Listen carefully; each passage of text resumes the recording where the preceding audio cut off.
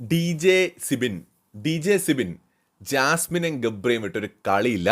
പുള്ളിയുടെ പ്രധാന ടാർഗറ്റ് അവർ തന്നെയാണ്. അത് സ്റ്റേജിൽ നിന്നപ്പോഴും അകത്ത് പോയപ്പോഴും ഒരു മാറ്റവുമില്ല.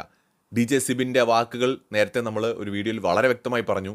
ഗബ്രി അടിപൊളിയാണ്, പക്ഷെ വിന്നർ ഒരാളെ ആകൂ എന്നാണ് നമ്മുടെ ഡി ജെ സിബിൻ പറയുന്നത്. ഓർമ്മ വേണം, ഒരാളെ ആകൂ.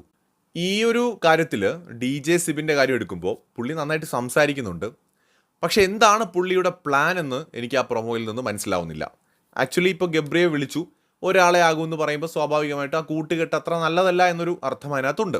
പക്ഷെ അത് കുറച്ച് സോഫ്റ്റ് ആയിട്ടാണ് പുള്ളി ഡെലിവറി ചെയ്തിരിക്കുന്നത്. സോ പുള്ളിക്ക് വേറെ എന്തെങ്കിലും ഒരു ഗെയിം പ്ലാൻ ഉണ്ടാവും എന്ന് ഞാൻ വിചാരിക്കുന്നു.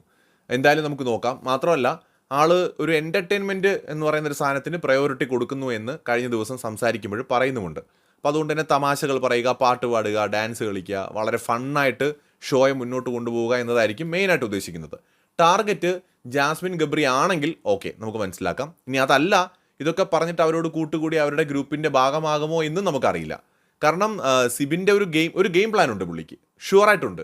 പക്ഷേ ആ ഗെയിം പ്ലാൻ ഇവർക്കൊപ്പം നിന്ന് കളിക്കാനാണോ, ഇവരെ തമ്മിൽ അടിച്ച് പിരിച്ചിട്ട് ഒരു ഗെയിം സെറ്റ് ചെയ്ത് മുന്നോട്ട് പോകാനാണോ എന്നുള്ള കാര്യത്തിൽ നമുക്ക് വ്യക്തതയില്ല. കാരണം ഒരാളല്ല ഇവരെ ടാർഗറ്റ് ചെയ്യുന്നത്, വന്ന 6 പേർക്കും കണ്ണിലെ കരട് തന്നെയാണ് ജാസ്മിനും ഗബ്രിയും. ചിലരത് തുറന്നു പറയും, ചിലർ പറയുന്നില്ല. എല്ലാവർക്കും അവരുടേതായിട്ടുള്ളൊരു ഗെയിം പ്ലാൻ ഉണ്ട്.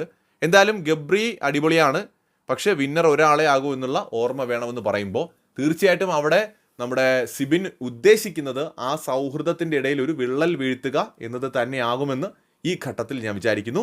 കൂടുതൽ അപ്ഡേറ്റുകളുമായിട്ട് വീണ്ടും കാണാം.